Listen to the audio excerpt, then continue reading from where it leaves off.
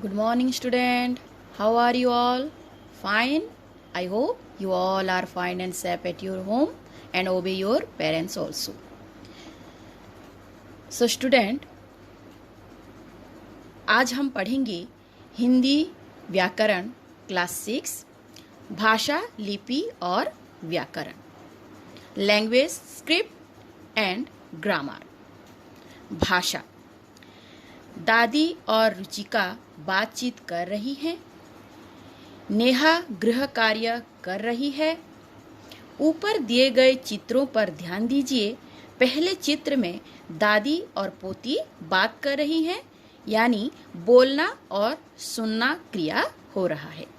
दूसरे चित्र में नेहा गृह कार्य कर रही है, पढ़ना और लिखना का कार्य हो रहा है। तो बातचीत करना, लिखना, ये दोनों भाषा के मूल रूप होते हैं। भाषा भावों और विचारों की एक दूसरे तक पहुंचाने का माध्यम है। तो भाषा वह साधन है जिसके द्वारा हम अपने भावों और विचारों को दूसरों के सामने बोलकर या फिर लिखकर प्रकट कर सकती हैं। जैसे यहाँ पर ये दादी और पोती की बातचीत चल रही है। यहाँ पर बोलने की क्रिया हो रही है, भाषा का बोलने का रूप हो रहा है और यहाँ पर लिखने का रूप हो रहा है। तो इस तरह वे अपने विचार एक दूसरे तक प्रकट कर रहे हैं और एक दूसरे के विचार समझ रहे हैं। मनुष्य को काम करने की प्रेरणा उनके विचारों से मिलती है। इन कामों में दूसरों की मदद और उनके सुझाव प्राप्त करने के लिए उसे वे विचार दूसरों के सामने प्रकट करने पड़ती हैं। यह काम वह बोलकर और सुनकर करता है, जैसा कि पहले चित्र में हो रहा है, या फिर पढ़कर और लिखकर दूसरे चित्र की तरह हो रहा है। यहाँ पर बोला जा रहा है और यहाँ पर लिखा जा रहा है। विचारों को बोलकर सुनकर व्यक्त करना मौखिक रूप कहलाता है और लिखकर पढ़कर व्यक्त करना लिखित रूप होता है। मानव जाति सभी जीवों में सर्वश्रेष्ठ है, क्योंकि यह अपने विचारों की अभिव्यक्ति भाषा द्वारा करता है। कई बार हम अपने विचारों को संकेत द्वारा भी प्रकट करते हैं, जैसे सांकेतिक चिन्हों व आकृतियों द्वारा, शरीर के विभिन्न अंगों द्वारा। जैसे ये ट्रैफिक सिग्नल का चित्र है, सांकेतिक रूप है। ये भी ट्रैफिक सिग्नल का चित्र है, सांकेतिक रूप है। यहाँ पर ये ट्रैफिक सिग्नल का चित्र है और यहाँ पर किसी औरत या मर्द को दर्शाया जा रहा है।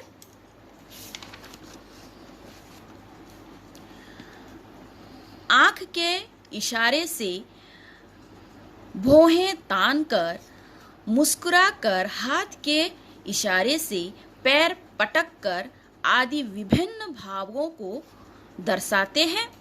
मुख बधिर अपनी बात संकेत द्वारा ही प्रकट करती हैं। इस प्रकार हम कह सकते हैं कि भाषा केवल एक दूसरे के भावों और विचारों को ही अभिव्यक्त नहीं करती, बल्कि इससे नए विचार भी उत्पन्न होते हैं। परंतु ये संकेत, आकृतियां या शारीरिक क्रियाकलाप एक निश्चित विचार या बात से अवगत कराता है। इसके साथ ही हमें यह भी जान लेना चाहिए कि सांकेतिक भाषा द्वारा सभी तरह के विचार व्यक्त नहीं किए जा सकते। तो बच्चों, सांकेतिक भाषा द्वारा सभी तरह के विचार व्यक्त नहीं किए जा सकते। ये इशारों से किए जाते हैं। मुख और बधिर अपनी बात संकेत द्वारा ही प्रकट करती हैं। हिंदी भाषा के विविध रूप। हिंदी भाषा के विविध रूप होते हैं, जैसे राष्ट्रभाषा। भारत के अधिकांश राज्यों में हिंदी बोली, पढ़ी और लिखी जाती है। कुछ राज्यों जैसे उत्तर प्रदेश, मध्य प्रदेश, बिहार, छत्तीसगढ़, झारखंड, हिमाचल प्रदेश, राजस्थान, उत्तराखंड, हरियाणा आदि में तो मातृभाषा के रूप में बोली जाती है। हिंदी इन्हीं कारणों से यह हमारी राष्ट्रभाषा कहलाती है। हमारे राष्ट्र में बहुत सारी जगहों पर, बहुत सारे राज्यों में हिंदी भाषी बोली जाती है, इसलिए इसको राष्ट्रभाषा का रूप दिया गया है। राजभाषा, राजकीय यानी सरकारी सरकारी कामकाज जिस भाषा में की जाती है उसे राजभाषा कहते हैं। हमारे यहाँ हिंदी व अंग्रेजी दोनों भाषाओं में राजकीय कार्य होते हैं, परंतु 14 सितंबर 1949 को संविधान सभा ने हिंदी को राजभाषा के रूप में स्वीकृत किया है। 14 सितंबर 1949 को राजभाषा के रूप में स्वीकार किया है। प्रतिवर्ष 14 सितंबर को हम हिंदी दिवस के रूप में मानते हैं।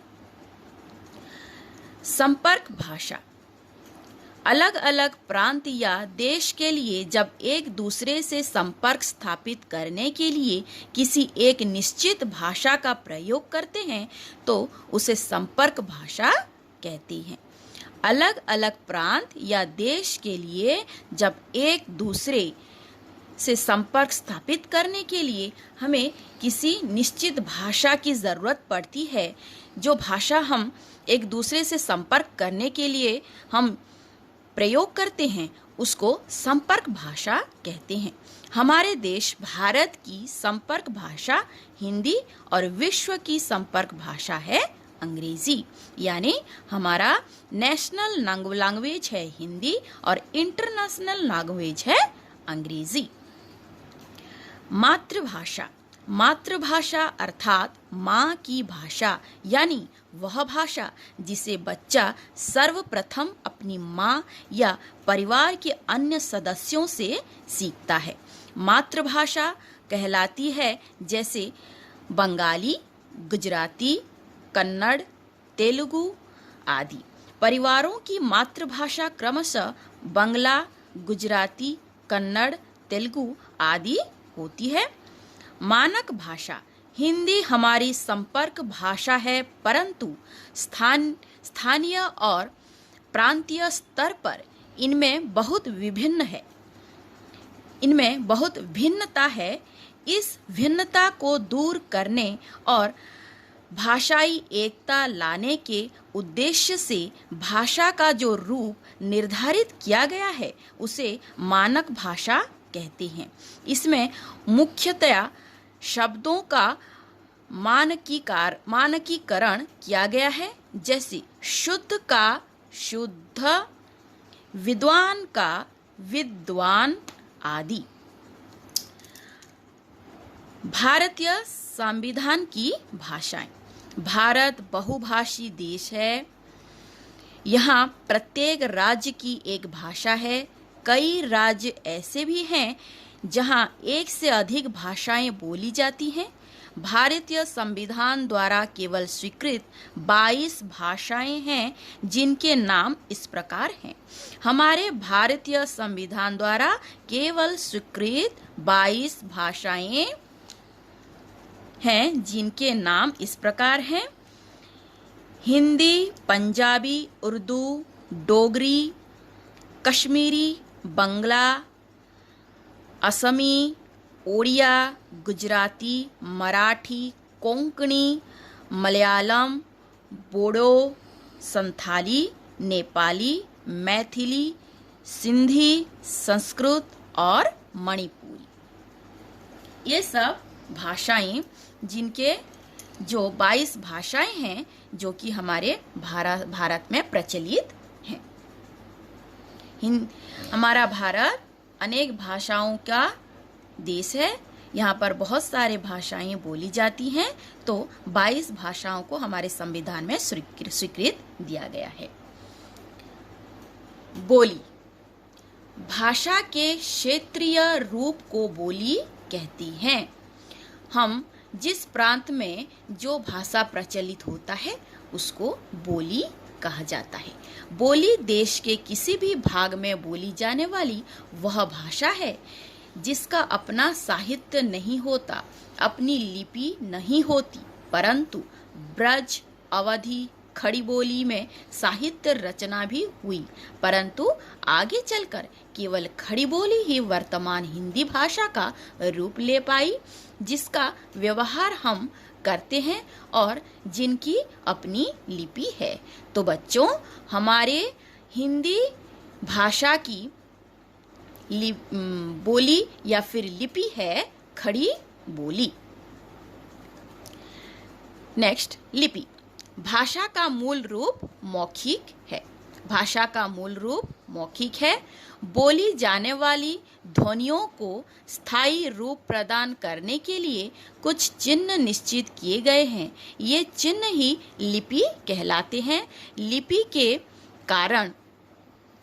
के कारण ही भाषा का लिखित रूप संभव हो पाया है।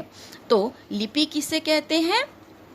भाषा के लिखने के ढंग को लिपि कहा जाता है। किसी भी भाषा के वर्णों के लिखने की विधि लिपि कहलाती है। हिंदी भाषा देवनागरी लिपि में लिखी गई है। हमारी हिंदी भाषा की लिपि है देवनागरी। गुजराती, मराठी, संस्कृति भी देवनागरी में लिखी जाती है। सो स्टूडेंट, हिंदी लिपि के अलावा गुजराती, मराठी और संस्कृत की लिपि भी देवनागरी ही कहलाती है। पंजाबी गुरुमुखी में, अंग्रेजी रोमन में और उर्दू फारसी लिपि में लिखते हैं। व्याकरण। व्याकरण शब्द बना है वी युक्त आ युक्त करण से। वी युक्त आ युक्त करण, व्याकरण। व्याकरण शब्द का अर्थ है भली भांति समझना। किसी भी भाषा के स्वरूप यानी वर्ण, शब्द एवं वाक्य को स्पष्ट रूप से समझने के लिए व्याकरण का ज्ञान आवश्यक है। व्याकरण ही भाषा का मानक रूप निर्धारित करता है। इस प्रकार भाषा का व्यवहार साहित्य, शिक्षा, संस्कृति, रोजगार, संचार माध्यम, व्यापार, अर्थशास्त्र, इतिहास, दर्शन आदि सभी क्षेत्रों में होता है। भाषा का अपना निश्चित व्याकरण होता है। सो स्टूडेंट, व्याकरण शब्दों, वाक्यों एवं भाषाओं का विश्लेषण करता है और उसके शुद्ध रूप एवं उसके प्रयोग के नियमों का ज्ञान कराता है। अगर हम शॉर्टकट में बोलें तो व्याकरण हमें भाषा को शुद्ध रूप से बोलना या लिखना सिखाता है। व्याकरण के 3 विभाग हैं।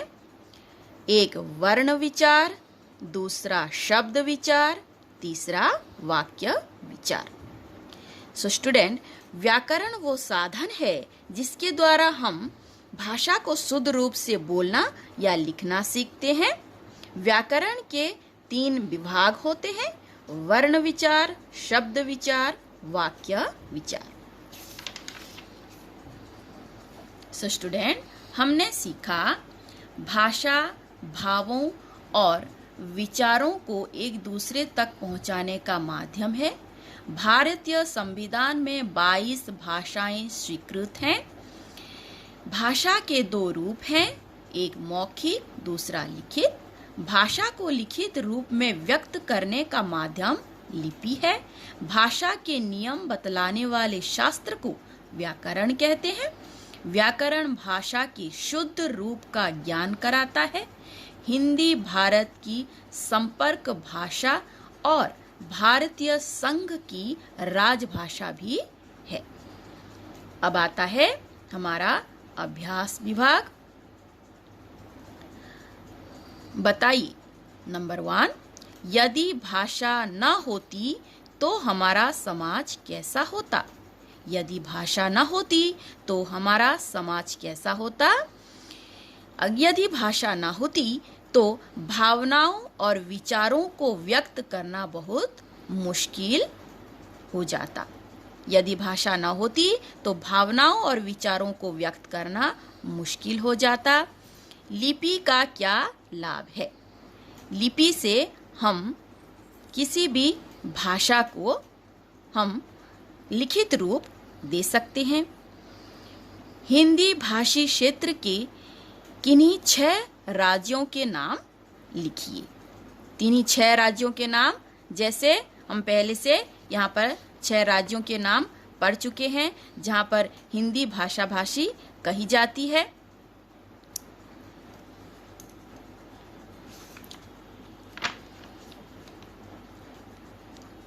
लिखिए, सही उत्तर पर सही का निशान लगाइए।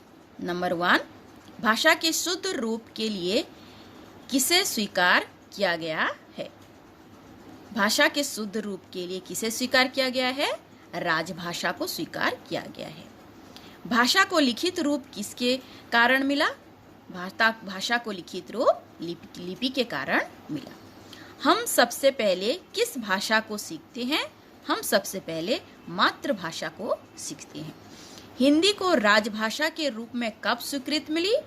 14 सितंबर 1949 को हिंदी को राजभाषा के रूप में स्वीकृति मिली। नंबर 2, इनके सामने भाषा के रूप लिखिए।